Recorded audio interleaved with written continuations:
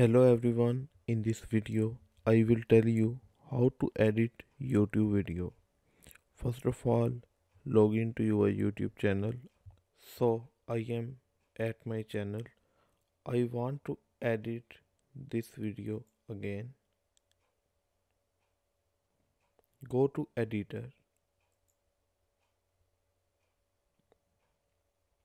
and here you can see there are a lot of options: trim and cut, blur, audio, end screen and many.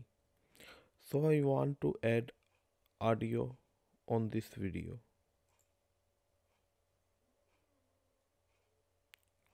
So they suggested me different audio. So I use this one and add it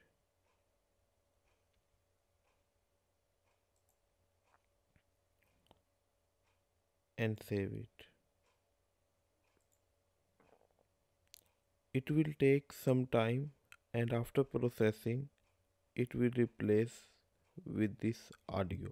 If liked the video, please hit the like button and subscribe to the channel, and don't forget to check the resources link in the description below. See you in the next video.